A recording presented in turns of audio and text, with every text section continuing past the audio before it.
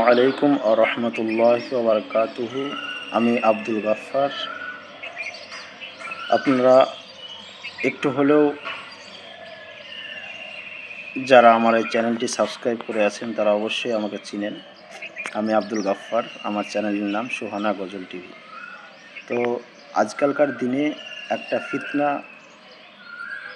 হচ্ছে, যেমন রমজান মাসে যে ফিতনাটা সবথেকে বড় ফিতনা, সেই ফিতনাটার নাম হচ্ছে এই রাত দুটোর সময়তে মানুষকে উঠানোর পর, আজান দেওয়ার পর এই যে গজল ফিতনা, রাত 2টোর সময়তে উঠে মানুষকে ডিস্টার্ব করা, মানুষের ঘুম কামাই করা, মানুষের বৃদ্ধা মানুষের কানকে কষ্ট দেওয়া, কোনো মানুষ ইবাদত করতে উঠে, তাহাজ্জুদের নামাজ পড়তে উঠে সেই তাহাজ্জুদের নামাজকে বিঘ্ন ঘটানো, রাত 2টোর সময় উঠে গজল গাওয়া মানে এটা হচ্ছে একটা ফিতনা।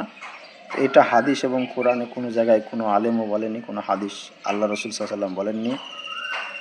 শুধু সাহারিতে আজান দেওয়ার কথা আছে, সাহারির যে মানুষকে ওঠানোর জন্য আজান দেওয়ার কথা আছে। আগে দব বাজানো হতো আল্লাহ রসুল সাল্লাল্লাহু আলাইহি সাল্লামের যুগে, বা কোনো ঘন্টার আওয়াজ দেওয়া হতো। কিন্তু যখন থেকে আল্লাহ রাব্বুল আলামিন বললেন যে, আল্লাহ রাসূল সাল্লাল্লাহু আলাইহি সাল্লামকে ইলহাম করে জ্বালালেন যে তোমরা কী করো, আজান দাও, সাহারির জন্য আজান দেবে। যখন আবদুল্লাহ ইবনে উম্মে মাখতুম যখন আজান দেবে তখন তোমরা সাহারি খাও, এবং যখন এই বেলাল আজান দেবে তখন তোমরা খাওয়া বন্ধ করো। এটা স্পষ্ট হাদিস আল্লাহ রাসূল সাল্লাল্লাহু আলাইহি সাল্লামের। তাহলে আজান যদি মেন টপিক হয়, তাহলে আজান দেওয়ার পরে তাহলে এগুলো কোথা থেকে আসছে? এই যে গজল বলা, তারপরে মাইকে বলা, অমুক এত মিনিট টাইম আছে, 1.5 মিনিট টাইম আছে, আপনারা খেয়ে নিন, খেলে খান, না খেলে নাই। একটা ভিডিও ভাইরাল হয়েছিল, এটা 1.5 মিনিট আগে থাকতেও মানে মানুষ বলছে আর কি। তো এগুলো হচ্ছে ইসলামে একটা নতুন আবিষ্কৃত, তাই এগুলি না বলাই শ্রেয়, না বলাই ভালো। তো আপনারা এই রাত 2টোর সময়তে তুলাবেন, কিন্তু আজানটা দিবেন, তারপরে গজল টজল কিছু বলবেন না।